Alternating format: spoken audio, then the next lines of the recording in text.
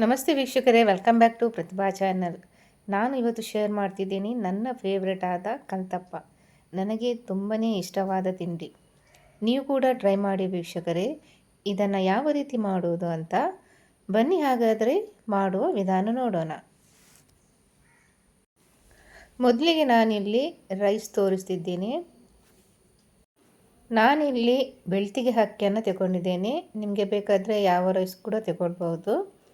ಹಾಗೆಯೇ ನಾನಿಲ್ಲಿ 1 ಕಪ್ಪಿನಷ್ಟು ಬೆಲ್ಲ, ಇದೇ ಕಪ್ಪಿನಲ್ಲಿ ನಾನು 1 ಕಪ್ಪು ಅಕ್ಕಿ ತಗೊಂಡಿದ್ದೇನೆ. ಹಾಗೆಯೇ ನಾನಿಲ್ಲಿ ತೆಂಗಿನಕಾಯಿ ಸಣ್ಣದಾಗಿ ಕಟ್ ಮಾಡಿಕೊಂಡಿದ್ದೇನೆ.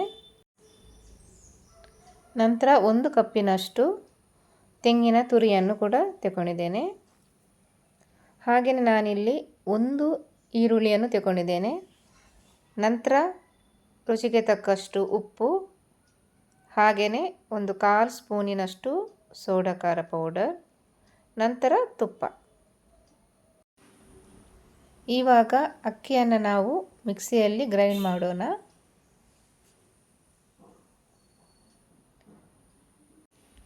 ಈಗ ಎಲ್ಲವನ್ನು ಹಾಕಿದ ನಂತರ ಈಗ ನಾವು ಮಿಕ್ಸಿಗೆ ತುರಿದಿಟ್ಟಂತಹ ಕಾಯಿ ತುರಿಯನ್ನು ಕೂಡ ಹಾಕೋಬೇಕು. ನಂತರ ನಾವು ಇದಕ್ಕೆ ರುಚಿಗೆ ತಕ್ಕಷ್ಟು ಉಪ್ಪನ್ನು ಕೂಡ ಹಾಕ್ಕೋಬೇಕು. ಇದಕ್ಕೆ ಸ್ವಲ್ಪನೇ ನೀರು ಹಾಕಿದರೆ ಸಾಕು. ಇದು ಸ್ವಲ್ಪ ದಪ್ಪ ಬರಬೇಕು, ತುಂಬ ತೆಳು ಮಾಡೋದು ಬೇಡ. ಈಗ ನಾವು ಮಿಕ್ಸಿಗೆ ಹಾಕಿ ಗ್ರೈಂಡ್ ಮಾಡ್ಕೊಳ್ಳೋಣ. ನೋಡಿ, ಗ್ರೈಂಡ್ ಆಗಿದೆ. ನೋಡಿ, ಈ ಥರ ತರಿ ಆದರೆ ಸಾಕು. ತುಂಬಾ ನುಣ್ಣಗೆ ರುಬ್ಬಬೇಕು ಅಂತೇನಿಲ್ಲ. ಇದನ್ನು ನಾನು ಒಂದು ಪಾತ್ರೆಗೆ ಹಾಕ್ತೀನಿ. ಹಾಗೆಯೇ ಸ್ವಲ್ಪನೇ ನೀರು ಹಾಕಿದರೆ ಸಾಕು. ಇವಾಗ ನಾವಿಲ್ಲಿ ಬೆಲ್ಲದ ನೀರು ಮಾಡಲಿಕ್ಕಿದೆ. ಹಾಗಾಗಿ ನಾನಿಲ್ಲಿ ಪಾತ್ರೆಗೆ ಬೆಲ್ಲ ಹಾಗೂ ನೀರನ್ನು ಹಾಕಿ ಗ್ಯಾಸ್ನಲ್ಲಿಟ್ಟಿದ್ದೇನೆ. ನಾನು 1 ಕಪ್ಪಿಗೆ ಬೆಲ್ಲಕ್ಕೆ ಅರ್ಧ ಕಪ್ಪಿನಷ್ಟು ನೀರು ಹಾಕ್ಕೊಂಡಿದ್ದೇನೆ. ಇದನ್ನು ಪಾಕ ಥರ ಮಾಡೋದೇನು ಬೇಡ. ಈ ಥರ ನೀರು ತುಂಬ ಕುದಿಬೇಕು. ಕುದಿ ಆದ ನಂತರ ಗ್ಯಾಸನ್ನು ಆಫ್ ಮಾಡಿದ್ರಾಯಿತು. ನೋಡಿ, ಈ ಥರ ನೀರು ಬಂದರೆ ಸಾಕು, ಪಾಕ ಥರ ಮಾಡೋದು ಬೇಡ. ಇವಾಗ ಇದನ್ನು ಬೆಲ್ಲದ ನೀರನ್ನು ಸೋಸಬೇಕು, ಯಾಕೆಂದರೆ ಅದರಲ್ಲಿ ಕಸ ಎಲ್ಲ ಇರುತ್ತೆ, ಅದಕ್ಕೋಸ್ಕರ.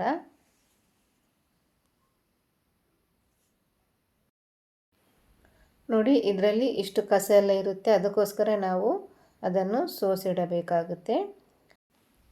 ಇವಾಗ ಹಿಟ್ಟಿಗೆ ನಾವು ಈ ಬೆಲ್ಲದ ನೀರನ್ನು ಸೇರಿಸ್ಕೋಬೇಕು. ಎಲ್ಲವನ್ನು ಸೇರಿಸ್ಕೊಂಡ ನಂತರ ನಾವಿಲ್ಲಿ ಸೋಡಾ ಖಾರ ಪೌಡರ್ 1/4 ಸ್ಪೂನಿನಷ್ಟು ಸಾಕು. ನಂತರ ನಾವು ಇದನ್ನು ಮಿಕ್ಸ್ ಮಾಡ್ಕೋಬೇಕು. ಇವಾಗ ವೀಕ್ಷಕರೇ, ಇದನ್ನು ಚೆನ್ನಾಗಿ ಮಿಕ್ಸ್ ಮಾಡಬೇಕು.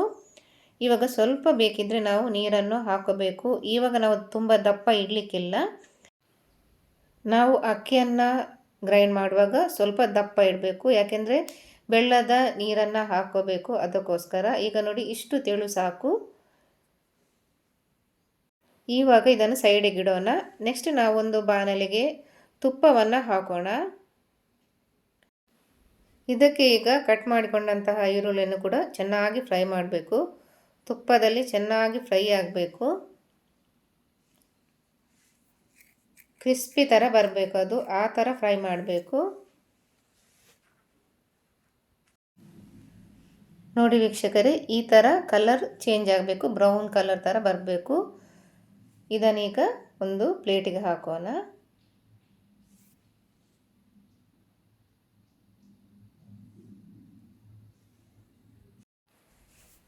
ಈಗ ಅದೇ ಎಣ್ಣೆಗೆ ನಾವು ಕಟ್ ಮಾಡಿಕೊಂಡಂತಹ ತೆಂಗಿನಕಾಯಿ ಕೂಡ ಫ್ರೈ ಆಗಬೇಕು. ಇದು ಕೂಡ ಬ್ರೌನ್ ಕಲರ್ ಬರುವ ತನಕ ಚೆನ್ನಾಗಿ ಫ್ರೈ ಆಗಬೇಕು.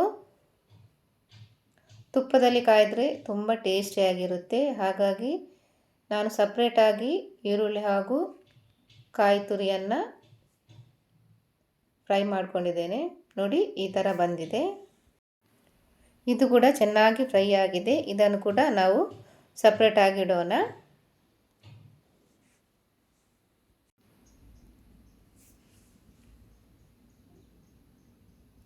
ಇವಾಗ ನಾನಿಲ್ಲಿ ಕುಕ್ಕರಿಗೆ ಈರುಳ್ಳಿ ಹಾಗೂ ತೆಂಗಿನಕಾಯನ್ನು ಕಾಯಿಸಿದಂತಹ ತುಪ್ಪವನ್ನೇ ಹಾಕ್ಕೊಂಡಿದ್ದೇನೆ. ಇವಾಗ ನಾವು ರೆಡಿ ಮಾಡಿಟ್ಟಂತಹ ಹಿಟ್ಟನ್ನು ಅದಕ್ಕೆ ಹಾಕೋಬೇಕು. ಇದರ ಮೇಲ್ಗಡೆ ನಾವು ಕಾಯಿಸಿದಂತಹ ಈರುಳ್ಳಿ ಹಾಗೂ ಫ್ರೈ ಮಾಡಿಟ್ಟಂತಹ ತೆಂಗಿನಕಾಯಿ ಕೂಡ ಮೇಲ್ಗಡೆ ಮಿಕ್ಸ್ ಮಾಡಬೇಕು.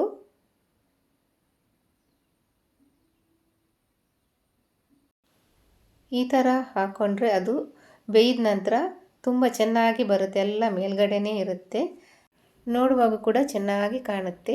ಅದಕ್ಕೋಸ್ಕರ ಇವಾಗ ನಾನು ಮುಚ್ಚಳ ಇಡ್ತಿದ್ದೇನೆ ವೀಕ್ಷಕರೇ, ಆದರೆ ವಿಸಿಲನ್ನು ಇಡೋದಿಲ್ಲ.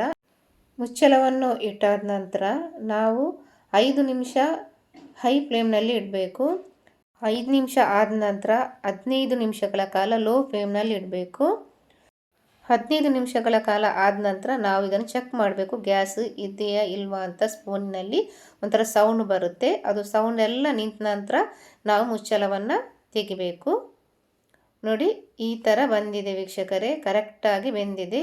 ಇದನ್ನು ತಣ್ಣಗಾದ ನಂತರ ನಾವು ಬೇರೆ ಪಾತ್ರೆಗೆ ಸರ್ವ್ ಮಾಡಬೇಕು. ಒಂದ್ಸಲ ಚೆಕ್ ಮಾಡಿ ನೋಡೋಣ ಬೆಂದಿದೆ ಅಂತ. ನೋಡಿ ಕರೆಕ್ಟಾಗಿದೆ ವೀಕ್ಷಕರೇ, ನಮ್ಮದು ಕಲ್ತಪ್ಪ ಈಗ ರೆಡಿಯಾಗಿದೆ. ನಾನು ಬೇರೆ ಒಂದು ಬಟ್ಟಲಿಗೆ ಹಾಕ್ಕೊಂಡಿದ್ದೇನೆ. ನೋಡಿ ವೀಕ್ಷಕರೇ, ಎಷ್ಟು ಸ್ಮೂತಾಗಿ ಬಂದಿದೆ. ನಾನು ಕಟ್ ಮಾಡಿ ತೋರಿಸ್ತೀನಿ ನಿಮಗೆ. ನೀವು ಕೂಡ ಟ್ರೈ ಮಾಡಿ ಮನೆಯಲ್ಲಿ, ತುಂಬ ಸುಲಭವಾದ ರೆಸಿಪಿ ಇದು. ನೋಡಿ ನಾನು ಇಲ್ಲಿ ಕಟ್ ಮಾಡಿ ನಿಮಗೆ ತೋರಿಸಿದ್ದೀನಿ. ಹಾಗೆಯೇ ತುಂಬಾ ಟೇಸ್ಟಿ ಹಾಗೂ ಸ್ಮೂತಾಗಿ ಬಂದಿದೆ. ನೀವು ಕೂಡ ಟ್ರೈ ಮಾಡಿ ವೀಕ್ಷಕರೇ. ನನ್ನ ಈ ರೆಸಿಪಿ ನಿಮಗೆ ಇಷ್ಟವಾದರೆ ನನಗೆ ಲೈಕ್ ಕೊಡಿ, ಸಬ್ಸ್ಕ್ರೈಬ್ ಮಾಡಿ ಹಾಗೂ ಕಮೆಂಟ್ ಮಾಡುವುದನ್ನು ಮರಿಬೇಡಿ. ಥ್ಯಾಂಕ್ ಯು ವೀಕ್ಷಕರೇ.